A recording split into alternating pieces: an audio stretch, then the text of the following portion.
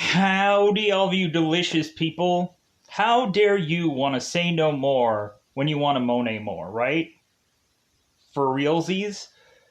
So, Empire Records. I wanted to go back in time of when I was a smaller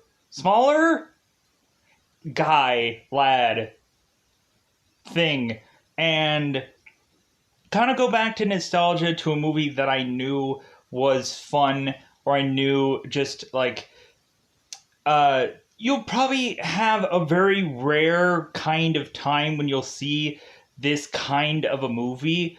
Uh, like this kind of movie is very scarce because a lot of times, like, there are very small amounts of movies that are just kind of done through a convenience store kind of thing. Like, we have movies like the John Cusack film High Fidelity, and like, man, really going through that movie is a real fun ride. To eventually have uh like John Cusack's character give you like the top 10 like things of his life, and him just kind of dealing with things that are going on in his life. But very rarely do you get a whole entire movie that is to be sold to you via a record store. And I know a lot of people are just like, oh no, there's this film, there's 8,500 films that have been done like this. But very rarely do you get, like, you would have to go into movies like Clerks that is kind of done from like a convenience store and whatever. But like, very rarely do you get kind of the real hustle and bustle of like people having jokes really just about like stores, and how a lot of times there's problems within stores, or eventually somebody finds out that their store ended up getting bought out by someone. So, plus also, it's kind of interesting to go into this kind of movie because you would naturally assume or assess that probably any number of things just like this kind of store would have probably gotten wiped out because of the whole new normal situation, or eventually like, there was a lot of companies that ended up just having to just not make sales anymore, just because of eventually a passing of time or whatever. Just eventually, just things just lost its luster, or eventually had to change and become something else. So, going into this film, I really enjoy this movie. It has the phrase that pays, which is really just teen angst, or really just a bunch of teens that are eventually going and deciding that they want something all more from their life. And what is that? Not everyone can figure that out. So, going to this film, I find it fun. I thoroughly enjoy it. And also, like, we have certain characters that are to, of course, uh, like, they're like, some are to be in the movie more than others, to really just be in the face of the camera and just to be talking into it and kind of deliver that John Cusack kind of high fidelity kind of moments where you have, of course, Lucas, who is kind of that guy in this movie, where eventually he's talking directly into the camera. And that's the thing that I think is funny, is we get like one character that is to seemingly talk into the camera, knowing full well that he's doing it and breaking the fourth wall, but then he goes back into just kind of doing the rest of the film. Like, he's not like, he consistently breaks into it and has some little bits of dialogue here and there. And so I think really the good thing about this movie is it's an ensemble cast where everybody is to be doing their best work. There isn't one person in this movie where you could find was like, oh, well, that was like the wink link out of this entire movie. No, everybody was doing a really good job at whatever their part was. Like, to me, this kind of reminds me of like the Ryan Reynolds movie Waiting, where like even the smallest part is to have been put to good use. And like, that's the thing that I like about this movie, is that everybody is to just be like on their A game throughout this film because they knew how important it was going to be, probably still to this day. So, so this movie is really fun. I really enjoy it. What is this movie about? So, the main focus upon this movie is to have someone who is working here in this establishment in Empire Records, who ends up finding out that that eventually they're going to change the name and to eventually sell out this store, which all of a sudden is to make a guy named Lucas decide, well, like, I don't know if I'm going to be out of a job anytime soon. Like, it feels that like, I guess, like, I should probably just go and just run off. Because, like, if this company's going to get sold and I'm probably going to get fired as well as everyone else is, then so that way they can try to do some kind of other, like, rebranding and whatever, because that's what normally happens when eventually a place gets freaking gutted. So Lucas goes off to try to go to Atlantic City to place his bets to try and think that he can hope to save this store, try to win a ton of money to be able to save it from getting rebranded. And so Lucas goes off to try to make his bets and to bet away basically his life, because eventually he'll probably just get arrested and sent to jail. So Lucas goes off to Atlantic City and, of course, loses all the money. And now, eventually, we have these characters, especially after this whole, like, Lucas just starts off all of this, what is the perfect word? Like, we have this, like, Lucas starting off this kind of emotional chain that starts to hit everyone. That Lucas eventually is to make Joe upset when Joe is to find out that the money is gone. And then all of a sudden we start to meet other people along the way that we end up finding out eventually they're going to have their upset moment, that eventually they're going to go and tear through this store because they're so upset or angry. We end up finding out, like, AJ is to be desperately wanting to finally go and confess his love to Corey's character, who is Liv Tyler. We end up finding out Mark is just this happy-go-lucky guy that is always just going to be that happy-go-lucky guy, because that's always who he plays. Most of his roles are always happy-go-lucky, and he never has a problem in the world, it seems. We have Deborah, who evidently is to have come in the next day with a bandage upon her arm, and she ends up deciding to shave her entire head, like a Sinead O'Connor-like thing, of course, which they make the joke of. And so Deborah just decides that she's like, you know what, I'm not going to deal with this anymore. I want a drastic change with her life. And eventually we have guys like Burko, who is trying to put Deborah in a better place, but it just seems like it's not going to get there. And so we also have, of course, Renee Zellweger, who's Gina, who seems to at first be this happy-go-lucky girl who is asleep with anybody that is to look at her twice, in all honesty, and just being honest. But then we end up finding out there's more to this girl. We end up finding out that she might be jealous of maybe Corey's character. That it seems that Corey has every single thing worked out and her future is mapped out for her, where all of a sudden we just have reasonably Gina that is just like, well, like, I'm just going to be stuck here. Like, I'm just going to eventually have to figure something out because my life isn't mapped out for me. My life isn't that easy.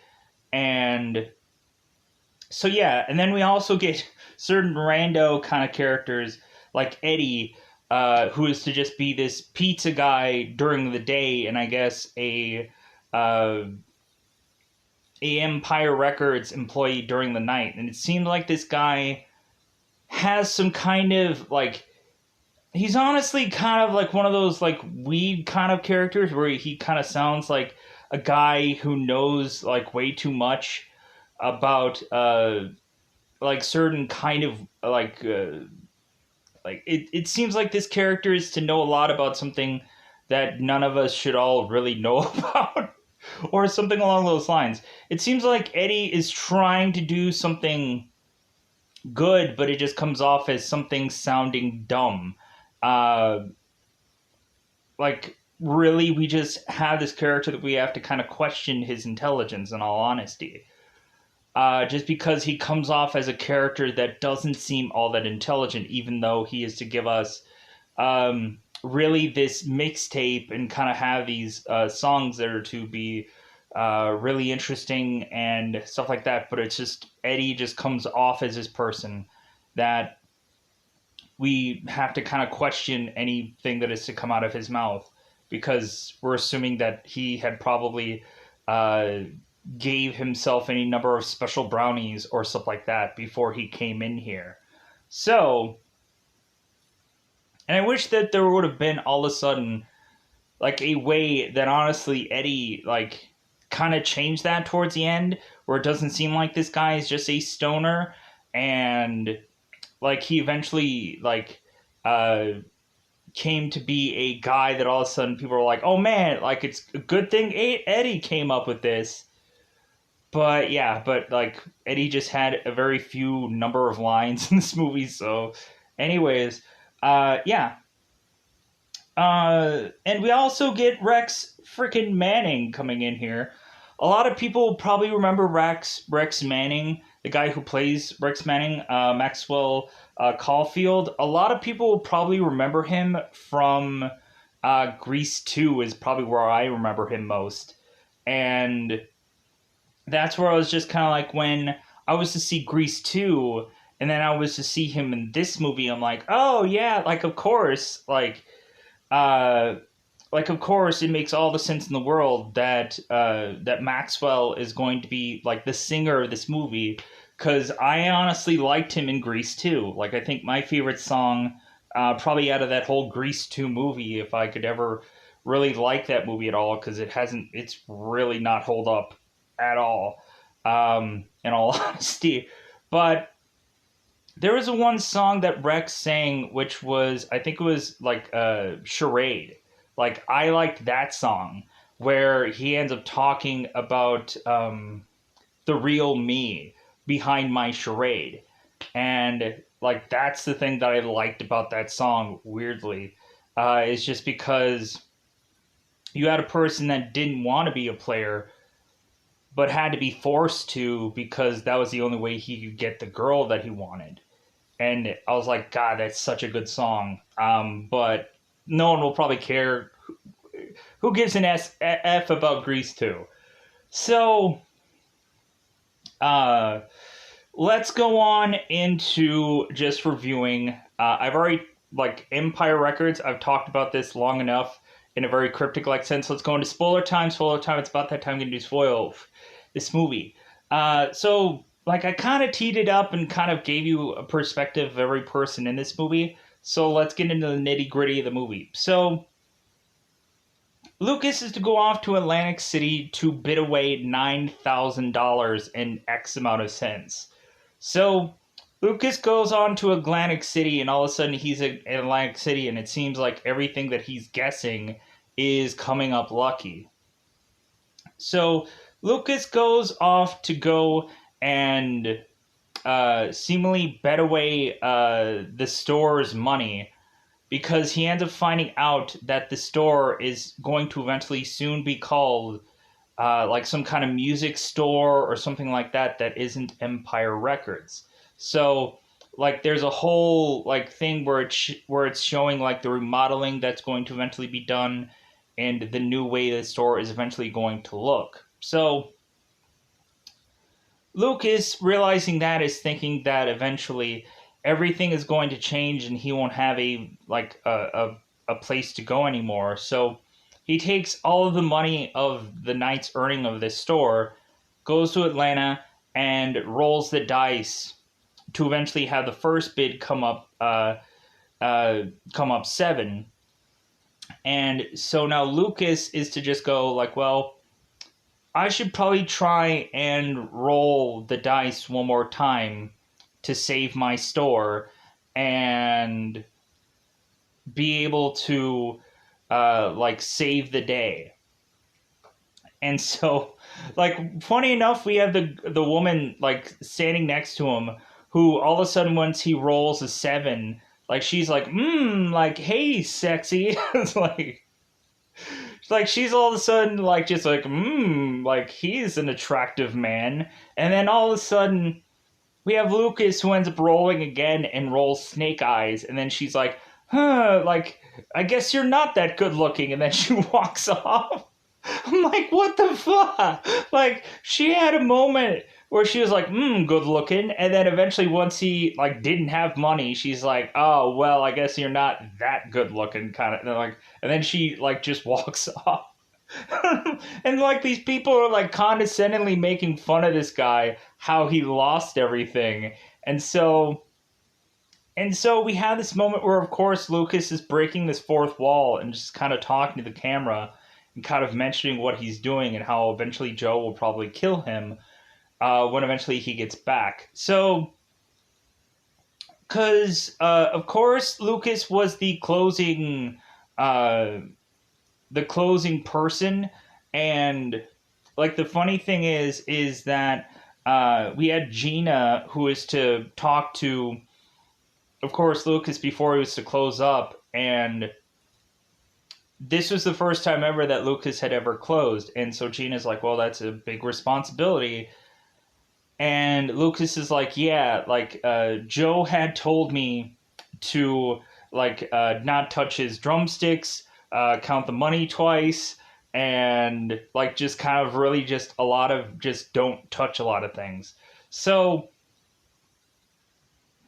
what ends up happening is Lucas is driving back from Atlantic City, and he just has his motorcycle in front of the store, and Lucas ends up telling, I believe, both AJ and both, I want to say it's Mark, but I could be wrong about that. So all of a sudden, Lucas drives off, doesn't go back into the store, and then all of a sudden, Joe goes into the store and is to all of a sudden start getting calls from like his boss and from like the bank. And so Joe is like, okay, this is weird. So Mark is like answering the phones and trying to eventually have Joe answer all these calls. So all of a sudden Joe is like, oh my god, where is the money? Where did he put it? And so Joe is going off trying to figure out where the money is. He's like even looking under the sofa cushions, trying to find the money. And so we have AJ, like who's not by Joe, and AJ is trying to pretend that he doesn't realize what's going on, and is like practicing, like hearing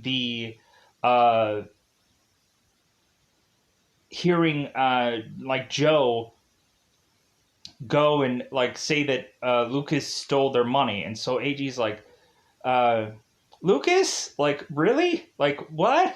Like, he's trying to practice because he knows that he needs to like practice to eventually seem like he doesn't know what's going on at all.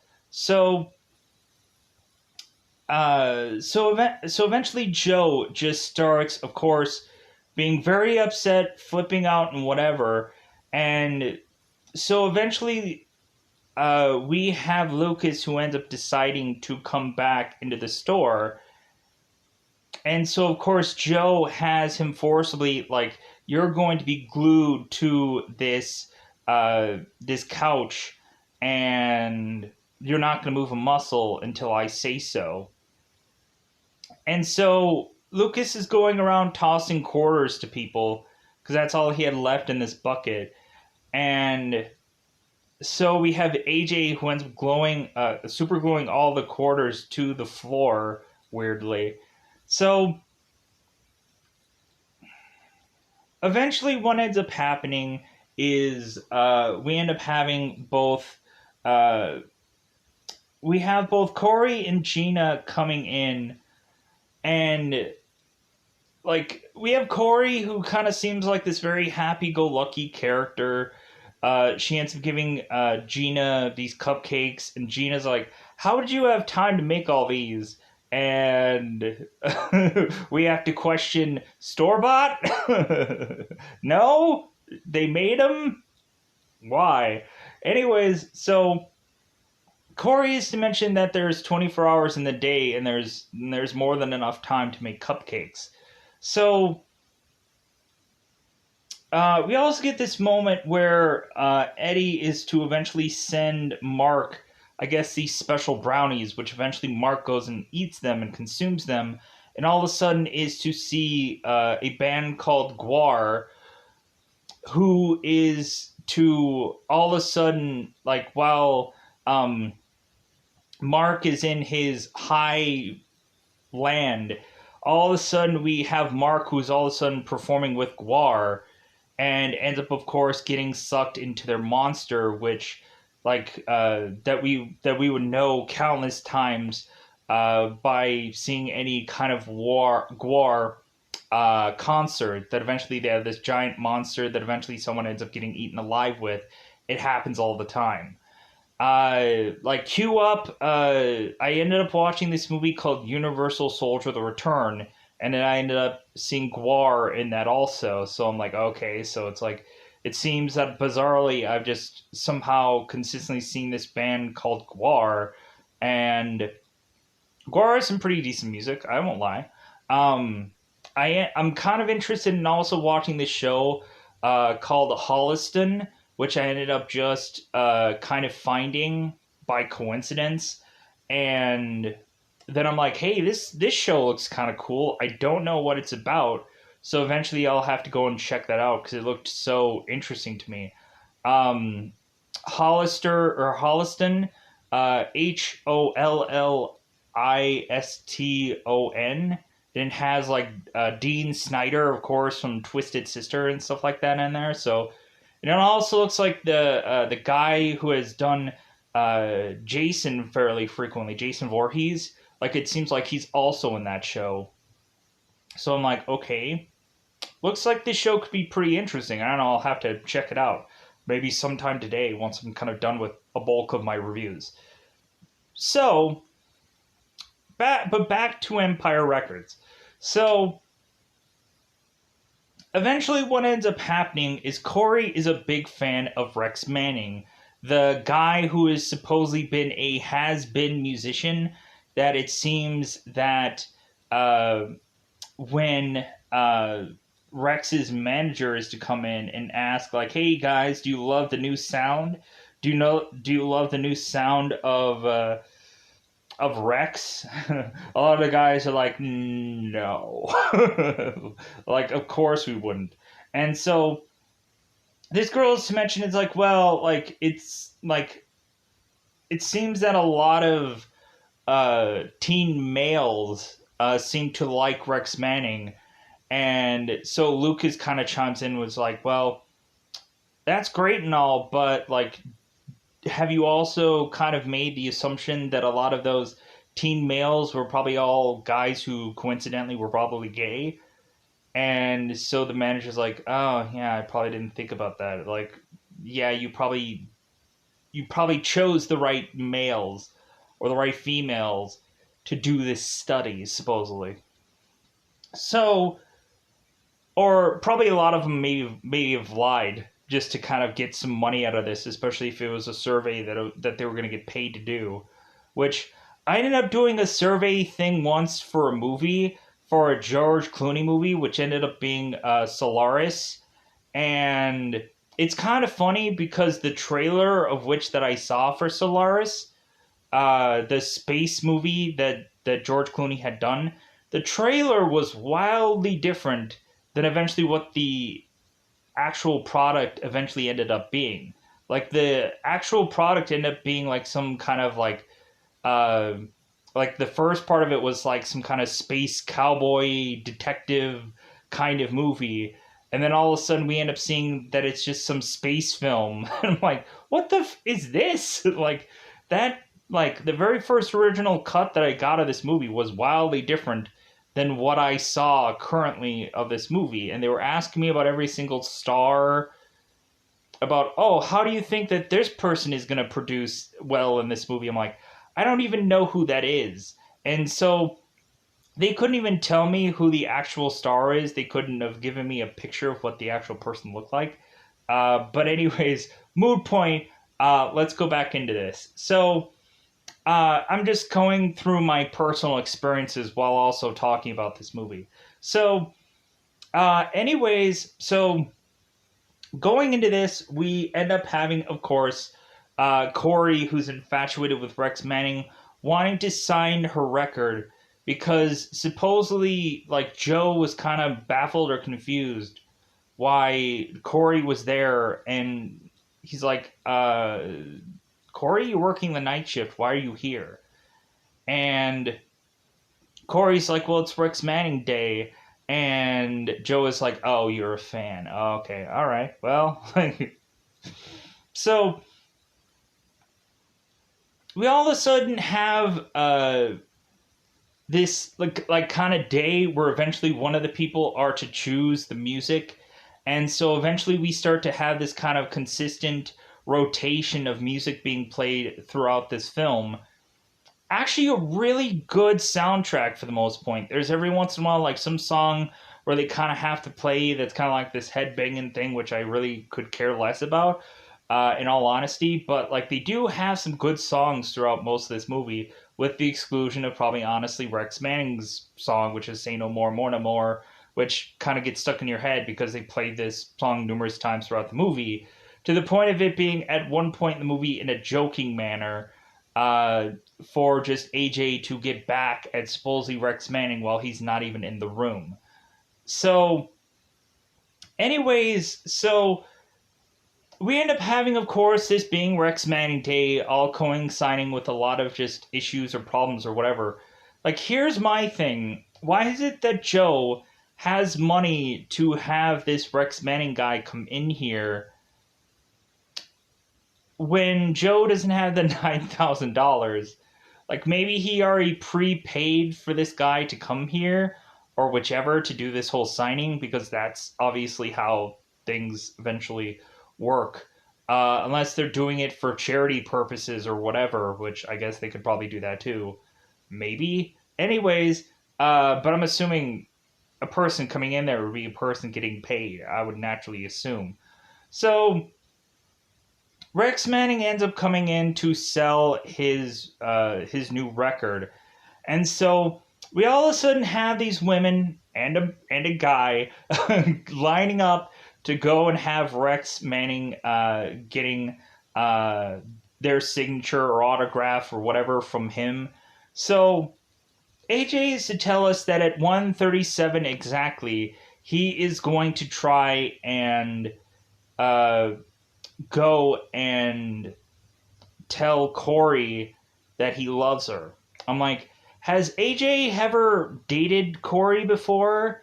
Has AJ ever, like, hanging out with somebody at a job, and like there, that's two different things. Like, and a lot of times you would just be like, well, if you've just been with somebody for a long time, yeah, but like when it comes down to dating, there's a whole hierarchy rung of things that just gets overly ridiculous, where it's just the point of like love and dating and whatever has become uberly complicated, and it should be ridiculously simplified, but it never is.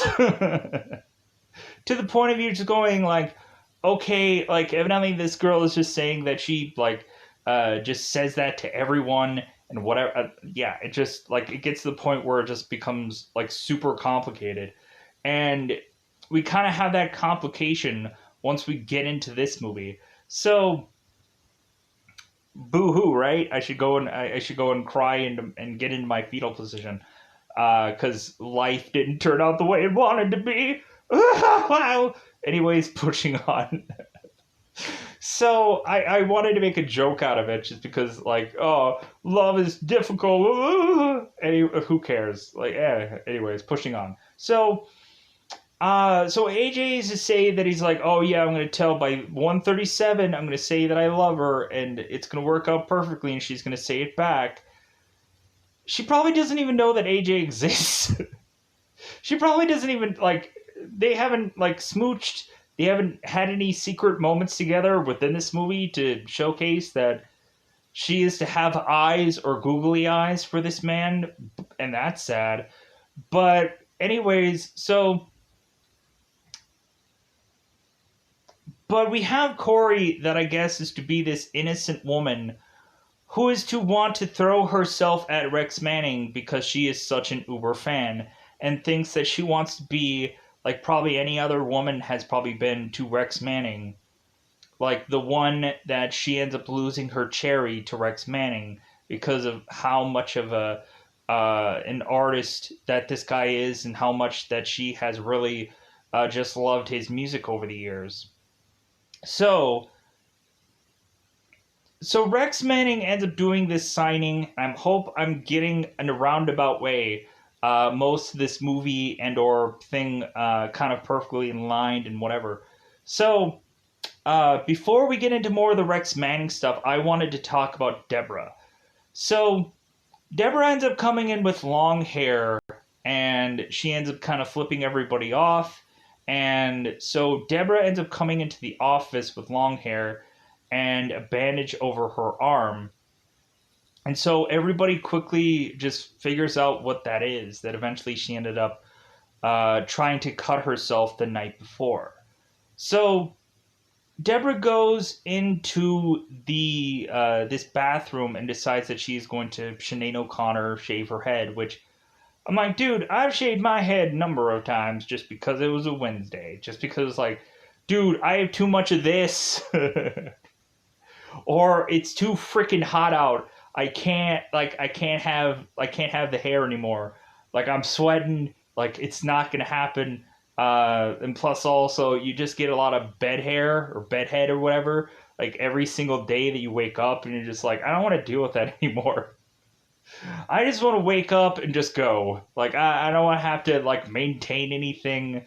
I don't want to have to like go through and uh do anything extra for my day to look more presentable. It's the burden of hair, right? The burden of hair!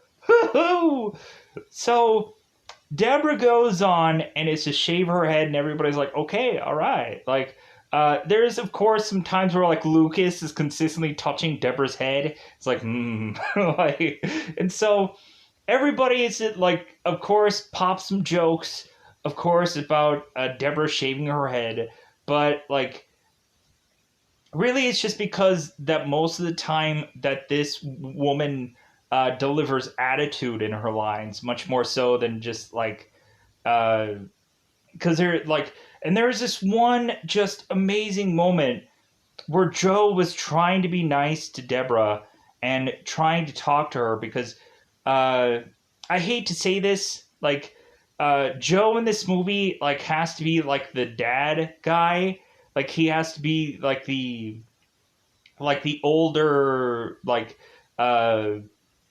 mentor kind of guy, which I hate saying that. Also saw Joe on Annabelle Creations.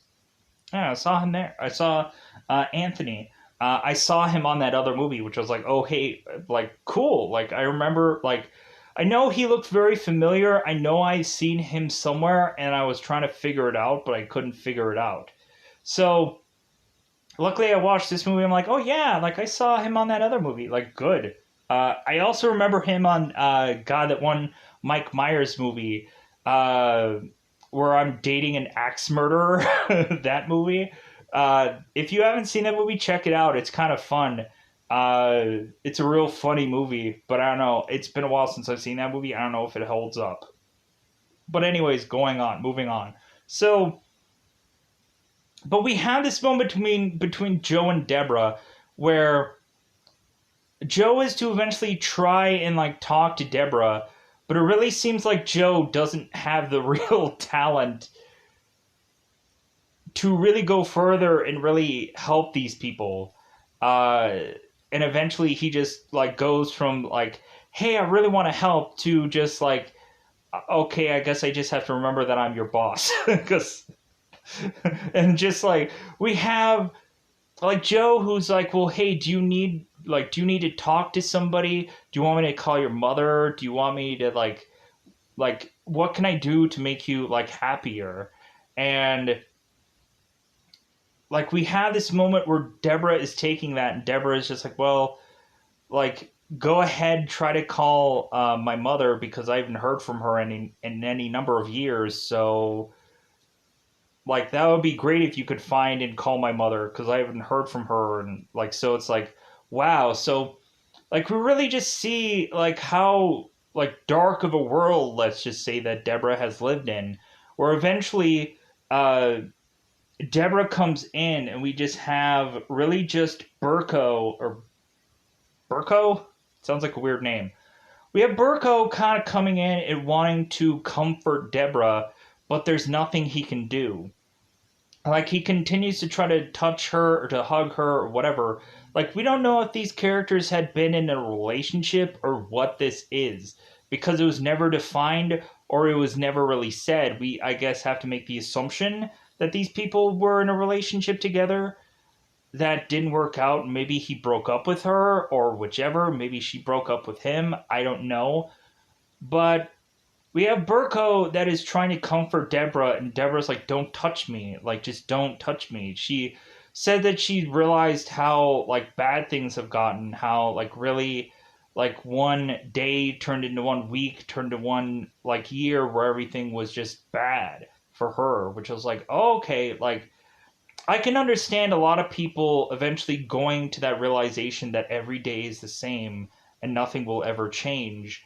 And how really you just get to the point where you desperately are just like, you know what, like if nothing is ever going to change for me, then I'm going to take this into my own hands and change it for myself, because otherwise like nothing, it's going to be the same go around every single day, and I'm not going to take it anymore. I'm just going to go and do the change that I think that I need to eventually be that happier person, or at least be a person where I like who I am. Um, Instead of being a person that is eventually going to go down this road that eventually will just turn you into a person that you're just like, I just can't, like, I can't stand who I've become, or who I uh, will eventually be the more and more that I'm involved in whatever thing that you were involved in.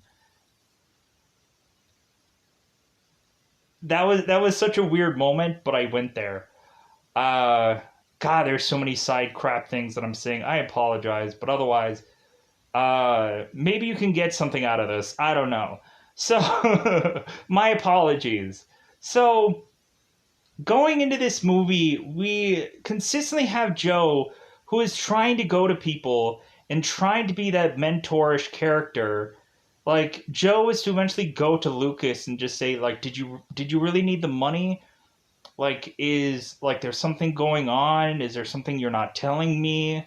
Cuz we eventually find out that Lucas evidently, like, his, I guess his family gave up on him, and eventually Lucas eventually went into like the adoption circle, and so eventually Joe took Lucas in like as a kind of son.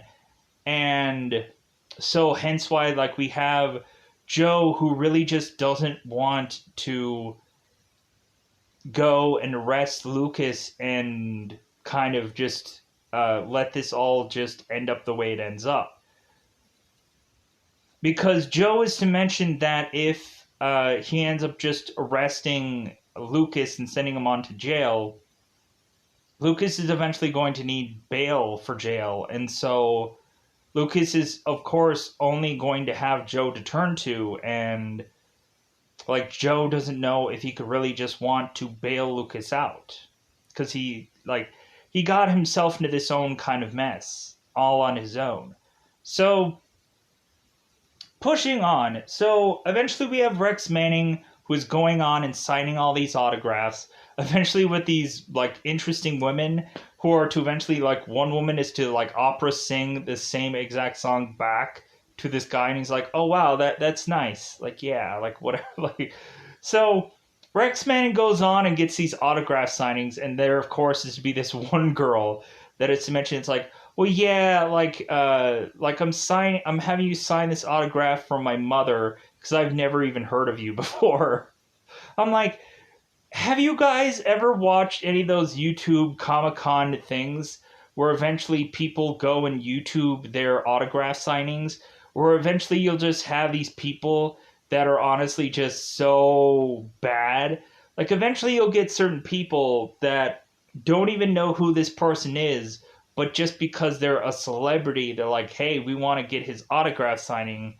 Uh, or signed by some product that he is to have to go and sell it on eBay because we don't even know who he is.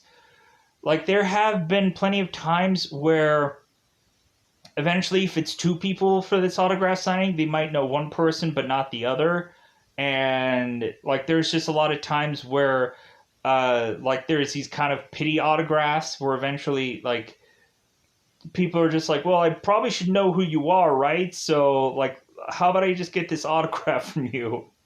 Like that kind of thing.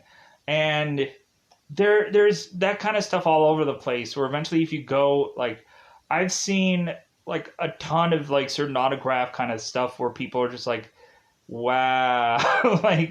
like there's some times where there's those heartfelt stories and then there's other times where like there's also that just like, okay, get this person out of here kind of story where it's like, yeah, like and I think those are the ones that don't eventually make it onto the video where they just kind of go like, oh, you're just wanting to eventually like have me autograph all this stuff so you can go ahead and chuck it onto eBay or something like that.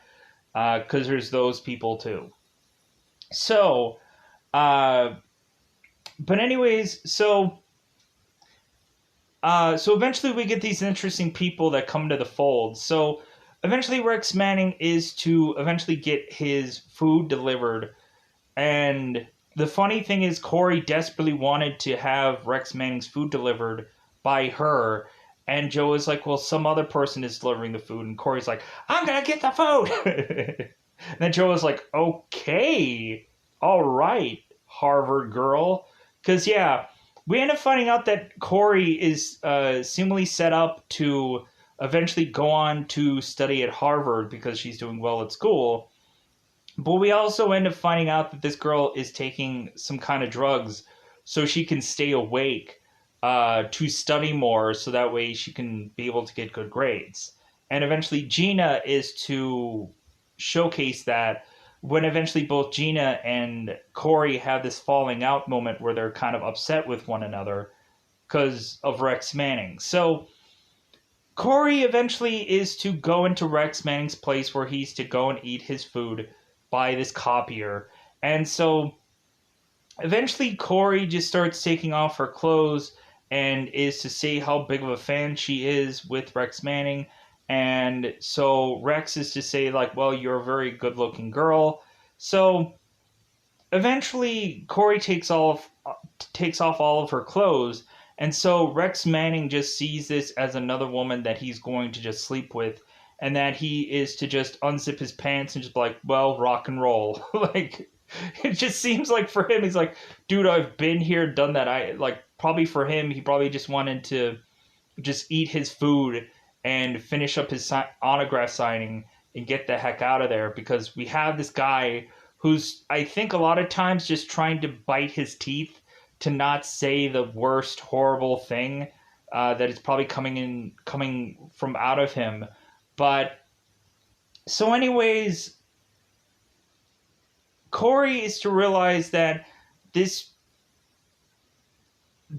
this moment where she's to throw herself at Rex is a big mistake because he is to not be romantic with her. He is to not sweep her off her feet and to treat her like she is not just another notch on his belt, so to speak, or whatever you want to say that to be.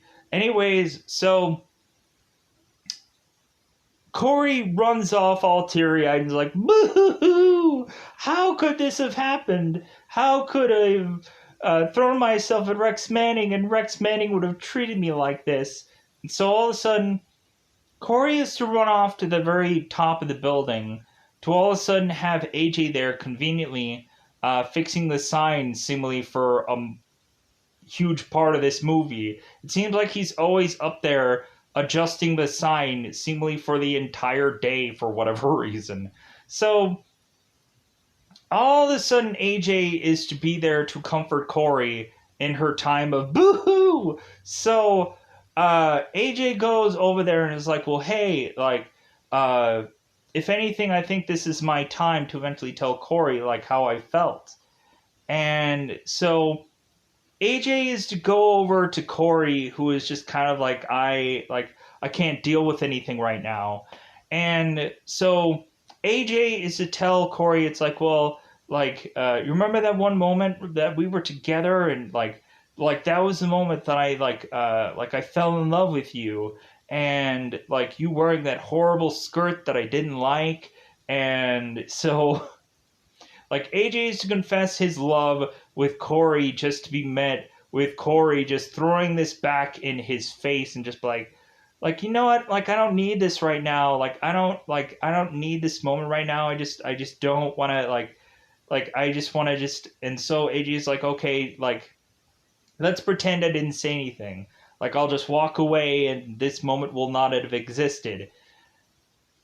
And so eventually we have AJ who just kind of ticked at Rex Manning because he knows, because Corey was to say that she was to throw herself at Rex Manning, and he didn't treat her right. So Rex or AJ just goes off, and eventually is just upset because I guess AJ isn't as good as quality as Rex Manning. So AJ eventually goes at a later part of this movie when Rex is going off with Gina into the copier room to make some copies, let's just say.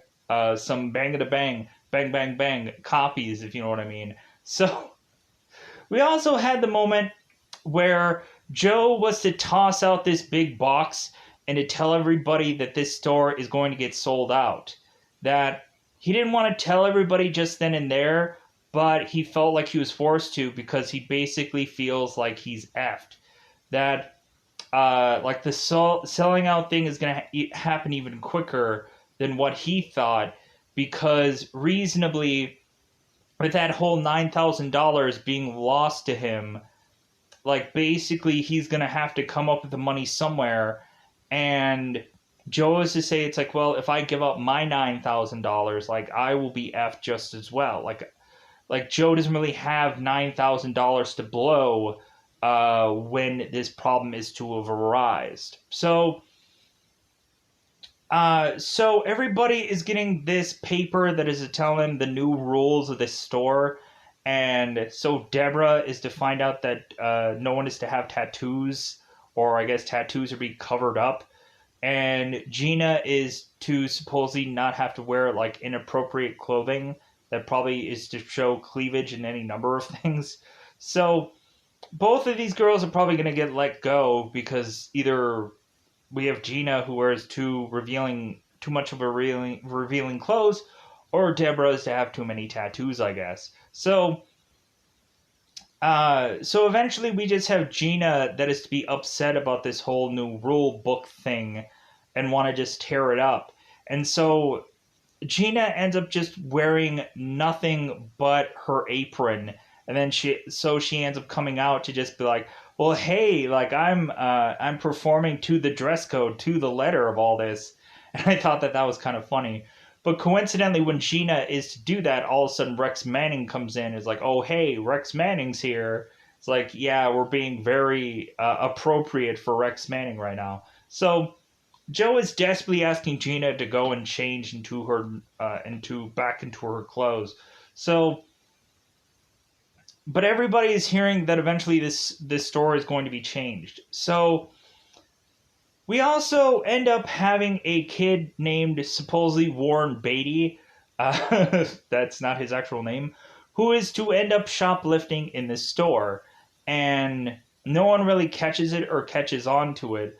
But all of a sudden, Lucas does, and he is to basically just go right next to this guy while realizing that he's leaving his couch and takes one of the cushions. And he ends up going and is to just kind of be like standing right next to Warren, like basically almost right into his face, kind of whispering sweet nothings to him, like, "Hey man, like it seems like you're wearing a pretty big coat. It seems like you have a pretty interesting music collection that you're interested in." So, of course, like Warren is to realize that this guy is to think that he had stole these CDs because he had. And so we just have Warren just running out of this building to just have Lucas seemingly at the point of outsmarting him and eventually kind of popping into these areas like cars and stuff like that to eventually really just have Warren having nowhere to run, where eventually Warren runs back into the building. And so the people are just like some of the workers are just like, shouldn't a person be not running back into the scene of the crime? And so, like, around and around we go, where eventually Lucas does grab Warren and brings him back into the store. And so they end up calling the police for, of course, this shoplifter, Warren. And so they end up booking him. And so later on in the movie, Warren ends up coming back with this gun and ends up shooting up the place. And so, like, Warren isn't trying to, like, get any money out of this. He's just to be upset because reasonably, I think all that he really wanted out of this was eventually to get a job at this Empire Records, which I'm like, that is such a weird, bizarre-ish way to go about doing this. So, and also we had, like, Lucas, who was to see, like, Warren's, like, CD collection and see that he's like, okay, like, you like, rap, Whitney Houston. And Warren's like, it's from my girlfriend. And Lucas is like, sure it is. Sure it is. So eventually Warren is popping off things in the air. And so we end up finding out that the gun just had blanks in it. And so they, evidently there was nothing that they could really book this guy for, weirdly. Like, so if anything, they just go along and just say, well, like, we'll just go and make him a name tag, and eventually he'll be a part of the store for however long that the store really exists. So what ends up eventually happening is everybody's to come to some realization here or there. So Corey is to eventually do a wake for Deb, because technically she's still alive, but we want everybody at this store to eventually come to this wake to make Deb eventually realize that she deserves to be alive. And so basically having her being eulogized by any number of her friends, which didn't go well at all, because all of a sudden everybody while at this wake was starting to realize what their own problems were, and that eventually they're like coming to their own realizations about like what they should do or whatever. And Deb is like, God, this is the worst funeral ever. This is the worst like death thing that I've ever had. So because eventually Corey makes the thing about like that she is to really just say, it's like, you know what, I miss Gina. Like, I miss talking to her. And, like, And eventually Gina comes out and she is to just be like, well, like, I'm sorry too. Like, I'm sorry about what I said. And it's like, Deb is like, this has nothing to do with me. We also find out that AJ wants to eventually go to art school and he's not sure about how to go about that. And like he's also not sure because eventually he wants to be with Corey, but he's not sure how that's going to work out. So by the end of this movie, we have Corey who is to eventually quit this job because he wants to go to this art school, supposedly in Boston, to be next to Corey when she's going to Harvard.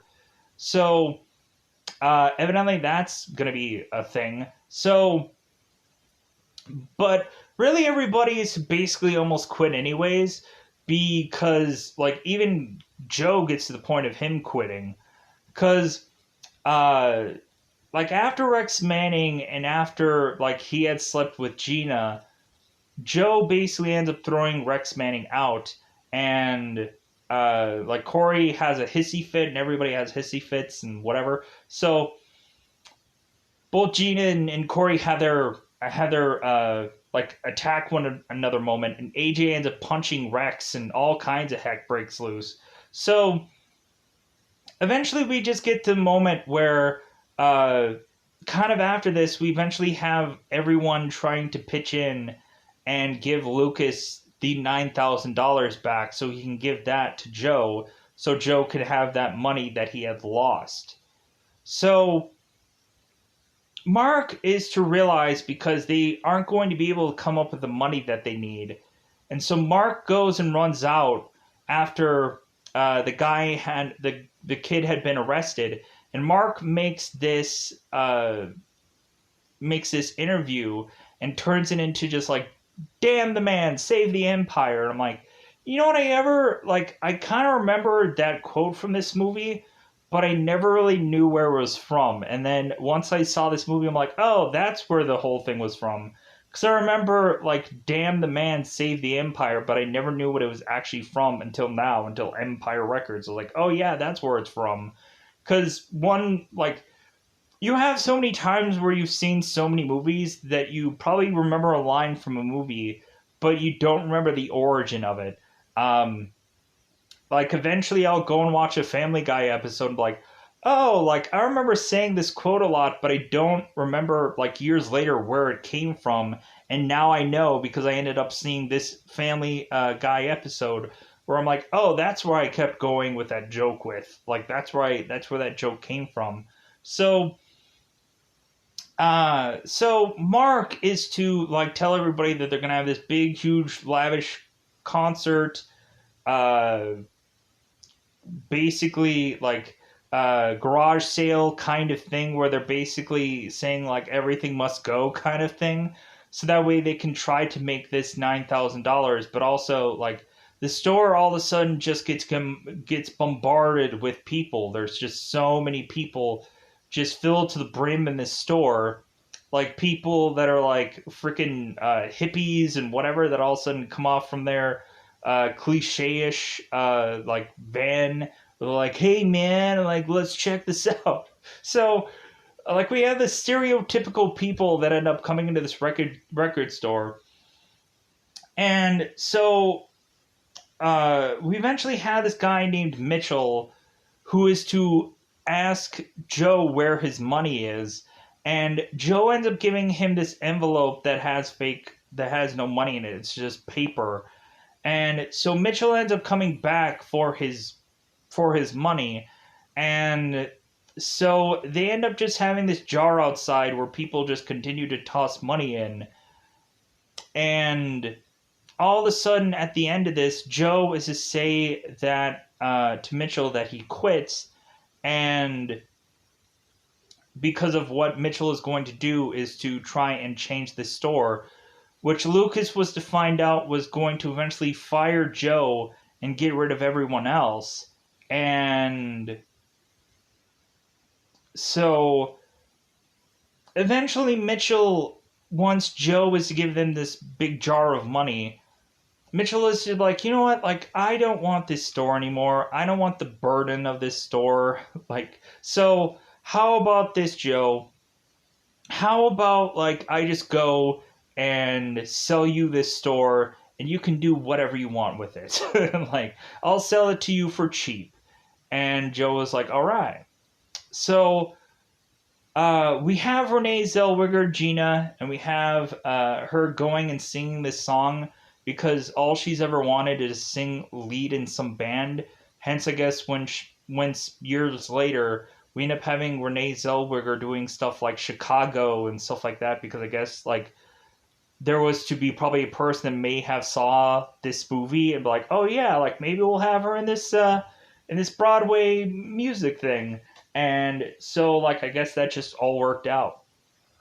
So or maybe it was just like, yeah, like maybe she just had real, like she probably took singing practice or whatever, lessons, whatever, and they're just like, okay, this is gonna work out. So but yeah, so they end up doing this whole like damn the man, save the empire thing, and so uh like everything was seemingly to have a happy ending, and we end up having Lucas kind of turning to the camera. And he's like, "Well, that might seem like a good way to wrap up this movie, but quite." So AJ for the 18th time is to be up at the signage or the sign of the building, and so Corey is to eventually knock AJ on his batukus. Really, just his whole entire body just smacks onto the building. And so Corey is to realize the mistake that she had made, and is to realize that Corey is to like, well, like, you know what, I do love you, but I didn't realize that I did, and like there's a whole lot of stuff going on, and and Corey was telling AJ that he needs to go to this art school because that's his dream and whatever. And that's when AJ hits Corey with like, well, yeah, that's where I am going. Like, I just quit tonight, and I'm going to go to this art school that's in Boston. That is kind of where you're going on and to Harvard. And Corey's like, oh my god, so everything's going to work out. And AJ's like, yeah. So it seems that in the end, everything technically works out for everybody. All of a sudden, we eventually have on the very top of the building, everybody's just dancing it out for however style that they want to dance it out with. It seems like Joe and Rex's manager are eventually going to maybe possibly hook up at the end of this. And it seems like everything is going to work out. We'll see. But yeah, it seems like everything is coming up roses for everybody.